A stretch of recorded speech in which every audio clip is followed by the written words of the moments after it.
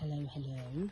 Right, these are some of my dahlias which are still in pots, and I've pinched out some of them.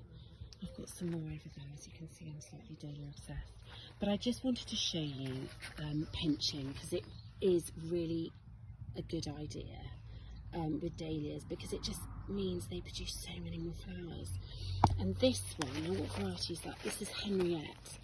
And you can see it's got one really thick stem that's coming up from the bottom. There's another stem there. It's got 1, 2, 3 stems, which is probably about right, to be honest.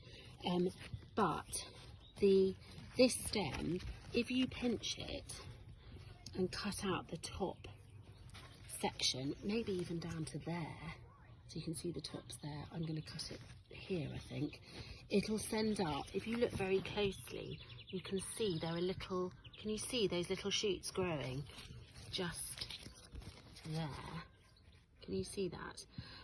It will then signal the plant that they need to start growing more, and you'll get more flower spikes than you would have if you left it. And also, with one big sort of tree trunk of a stem, it's more likely to sort of topple over and be really top heavy. So you want to try and make the plant bush out a bit lower down. So it's quite scary, this, but it's got to be done.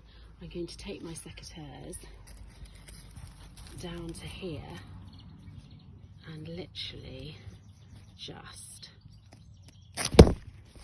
snip it off, and there we have it. And as I say, those 2 little shoots there will now grow into more flower stems, and it'll do the plant the world of good. So be brave and go for it, because I promise you it will just make for a much better plant.